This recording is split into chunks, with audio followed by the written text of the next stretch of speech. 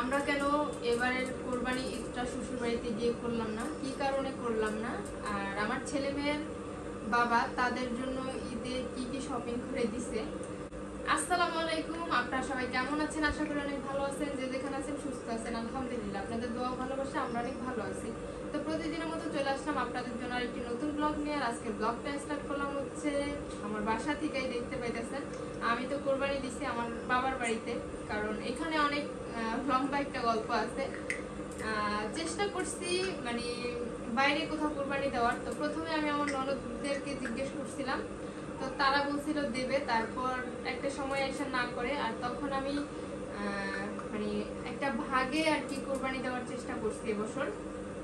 গতবারও তো আমি ভাগেই দিছি, আমার দেবরের সাথে আমরা ভাগে দিছি। তো এবারও আমি ভাগে কোরবানি দেওয়ার চেষ্টা করছি, কিন্তু হয়ে ওঠে নাই আমার ননদদের সাথে। এরপর কি করব, কোথাও পাইতেছিলাম না। এরপর হচ্ছে আমার বাবাকে বললাম, আমার বাবা তো যেহেতু কোরবানি দিবেন, আমি তাকে বলছি আমাকে একটা আল্লাহ এই ভাগ খুঁজে দেন। তখন হচ্ছে আমার চাচা বলছে যে সে মানে আমাকে একটা ভাগ দেবে। তো এই জন্য আমার বাবার বাড়িতে কোরবানি দেওয়া। তো কুরবানি দিছি, সেটা কিন্তু আমি আমার হাজবেন্ডকে বলছি যে আপুরা যেহেতু দিবে না, এক্ষেত্রে আমি আমার কাকাদের সাথে দেব। আমার বাবার সাথেও কিন্তু আমি দিইনি, আমি আমার কাকার সাথে একটা ভাগে থাকছি। তো যাই হোক, আলহামদুলিল্লাহ কোরবানিটা সম্পূর্ণভাবে মানে সব ঠিকঠাক মতো হয়েছে। আর আমি হচ্ছে কোরবানিতে আমার টোটাল খরচ গেছে মানে গরুর কেনায় 43,350 টাকা, মানে আমার কোরবানির ভাগে পড়ছে। তো এখান থেকে হচ্ছে আমি টোটাল মাংস পাইছি 1.5 মণ, 4 কেজি মাংস পাইছি। সেখান থেকে দেখা যায় যে আমি 21 কেজি করে 3 ভাগে পড়ছে। আত্মীয় স্বজনের ভাগ, আমার ভাগ এবং বাইরে মানে এতিম যারা থাকে তাদের ভাগ আর কি, এটাই আমাদের সমাজে বলা হয়। তো 21 কেজি করে হচ্ছে 21 কেজির থেকে একটু বেশি পড়ছে। তো আমি যেহেতু এখানে কোরবানি দিচ্ছি, আমার হাজবেন্ডকে বলছিলাম সে যেন বিকালবেলা আয়সা পড়ে এইখানে, কারণ আমি কোরবানি দিয়ে এখানে চলে আসবো। আমার হাজবেন্ডকে বলছিলাম সে যেন আয়সা পড়ে আয়সা হচ্ছে মাংসটা নিয়ে যায়, যারকে যেটা দেওয়ার প্রয়োজন সে যেন বাসায় দিয়ে সেটাকে দিয়ে দেয়। তো সে বলছে যে সে আসবে না। তো এক্ষেত্রে আমার কিছু করার নাই, কারণ আমার বাপ ভাই গিয়ে হচ্ছে তাদেরকে দিয়ে আসবে না। আর আমার ছেলেটা হচ্ছে ছোট, এমন নয় যে আমার ছেলেকে দিয়ে পাঠিয়ে দিব সে সব কিছু করবে। তো এই জন্য আমি এখান থেকে হচ্ছে যাকে যতটুকু দেওয়া দরকার তাকে ততটুকু দিয়ে দিছি, আর আমারটা রাখছি। আর আমি যাকে যেটা দেওয়ার দরকার সেটা আমার ফ্রিজে রেখে দিছি। আর আমার 2 ননদের জন্য আমি আমার মেজো ননদের কাছে আর ছোট ননদেরটা মেজো ননদের কাছে রেখে আসছি, এই আর কি। তো যাই হোক, আপনারা আমাকে বলছেন যে এবার কোরবানি ঈদটা তো শ্বশুর বাড়িতে গিয়া করতে পারতেন। আসলে মানুষ কোন পর্যায়ে গেলে এরকম একটা কাজ করতে পারে সেটা কিন্তু আপনারা অবশ্যই বোঝেন না এমন নয়। আপনারা 2-4 মিনিটের ভিডিও দেখে অনেক কিছু বুঝে ফেলেন। মানুষের ব্যক্তিগত জীবন বলেও একটা কথা থাকে। আপনারা কিন্তু দেখছেন এর আগে মানে কোরবানি ঈদের আগে আমার শ্বশুর বাড়িতে একটা অনুষ্ঠান গেছে, যেমনই হোক অনুষ্ঠান তো গেছে, আমাকে কিন্তু কেউ দাওয়াত দেয়নি, প্লাস কেউ আমাকে বলেও নি।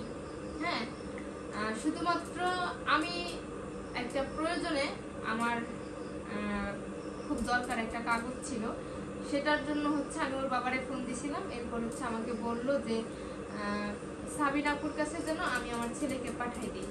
আমার ছেলেটা অনেক ছোট, হ্যাঁ, সে আসে ইচ্ছা হয় বিকালবেলা বা সকালবেলা নিয়ে যায় বাড়িতে, সারাদিন নূরে রাইখা তারপর হচ্ছে আবার দিয়া যায়, সেটা হচ্ছে অন্য সাবজেক্ট। যেখানে কি বলবো, আমার সন্তান আর আমার মূল্য নাই, সেখানে আমি মূল্য বাড়াতে যেতে চাই না। তারা হচ্ছে আমাকে রেখেই কিন্তু সেই মানে অনুষ্ঠানটা সম্পূর্ণ করছে। এক্ষেত্রে আমি বুঝতে পারলাম যে যেখানে আমার স্বামীর কাছে আমার মূল্য নাই, সেখানে স্বামীর পরিবারের কাছে কেন আমার মূল্য থাকবে। হ্যাঁ, এই জন্য ভাবলাম যে তারা আমাকে আসলে চায় না, পছন্দ করে কিনা সেটা আমি জানি না, তবে তারা আমাকে ছাড়াই সবকিছু করতে পারে। তো সেখানে আমি অযথা গিয়া ভিড় জমাইয়া তাদের সময় নষ্ট করার আমার কোনো প্রয়োজন নাই। এই জন্য হচ্ছে আমি কোরবানিটা করতে ওখানে যাই নাই। আমি এখানে যেভাবে পারছি আমি আমার সাধ্যের মধ্যে কোরবানি দিছি, আলহামদুলিল্লাহ। জানি না কার কাছে কেমন লাগবে, আমি যতটুকু পারছি সেখান থেকে করছি। আরেকটা কথা, আপনারা অনেকে জিজ্ঞেস করছেন আমার ছেলে মেয়েকে আমার স্বামী ঈদে কি শপিং করে দিছে। সে আমার ছেলে মেয়েকে কিছুই শপিং করে দেয় নাই।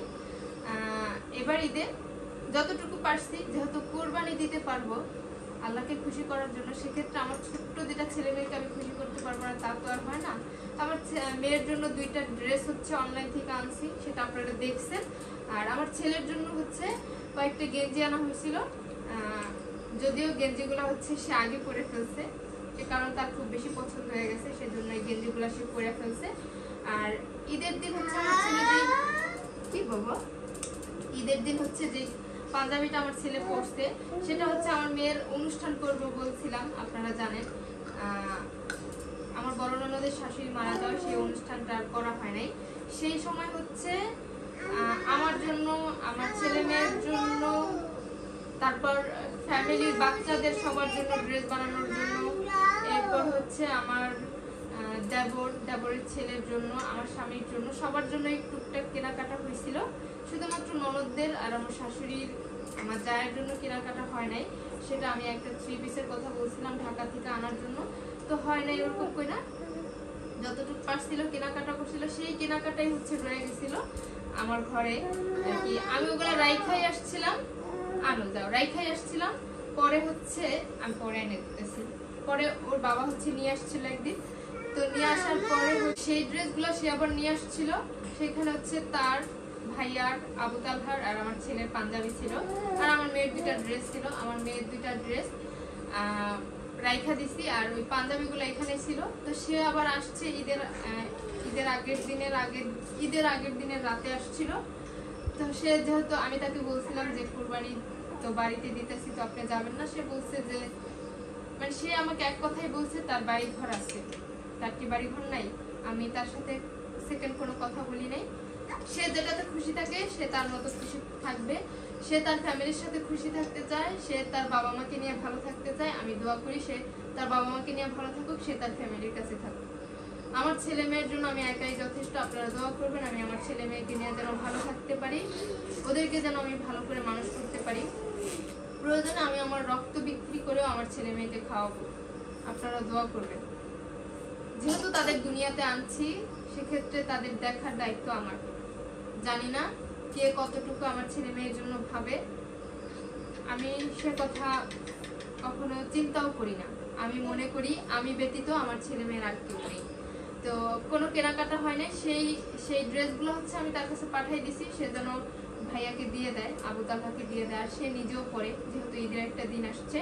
আমি তার জন্য কেনাকাটা করছি বলতে, দেখছেন আমার বাবা মা হচ্ছে আমাকে একটা শাড়ি আর পাঞ্জাবি দিচ্ছে, তার সেই পাঞ্জাবিটা পছন্দ হয় নাই, সে বলছে এসব আমি পরি না, তো এজন্য আমি আর কিছু বলি নাই তাকে। আর আমি কয়েকটা 3 পিস বানাইছি, যেহেতু আমার ওরকম 3 পিস নাই, আমি বেশি গর্জিয়াস 3 পিস পরতে পারি না, এই জন্য একটু 3 পিস বানাইছিলাম। সেই 3 পিসগুলাই পরছি, যেহেতু আগে বানানো হয়ে গেছে। ওরে আল্লাহ রে আম্মু। আর আমার মেয়ের জন্য অনলাইন থেকে ড্রেস আনা হচ্ছে, আর সেই পাঞ্জাবিটা আমার ছেলেকে পরেছি। তো সে আমার বা আমার ছেলে মেয়েকে কোনো শপিং করে দেয় নাই।